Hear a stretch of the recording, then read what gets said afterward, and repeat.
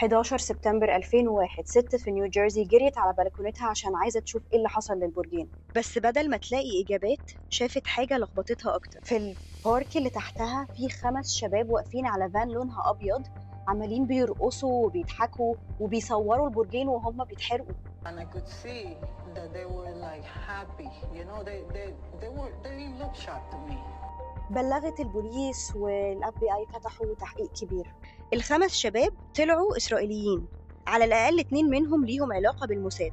الفان اللي كانوا واقفين عليها تابعة لشركة اسمها Urban Moving Systems، وصاحب الشركة هرب على إسرائيل بعد أول تحقيق معاه. بعد فترة جريدة The Forward نشرت عن مسؤول كبير سابق في المخابرات الأمريكية إن التحقيقات استنتجت إن الشركة دي واجهة للموساد، بمعنى إن هم كانوا شغالين على عملية استخباراتية إسرائيلية جوه أمريكا عشان يراقبوا المسلمين اللي هناك. أمريكا المفروض كانت تقلق، لكن بعد شهرين إدارة بوش تدخلت. ال5 اتسابوا ورجعوا إسرائيل في صفقة سرية. المدعي العام وقتها جون أشكروفت وقع الإفراج، وكان معروف إنه مسيحي صهيوني، وبعد كام سنة بقى لوبي لصالح إسرائيل. والأغرب من كده لما رجعوا إسرائيل طلعوا على التلفزيون وقالوا إنهم كانوا في نيويورك علشان يوثقوا الحدث. طب إزاي توثق هجوم لو ما كنتش عارف إن هو هيحصل؟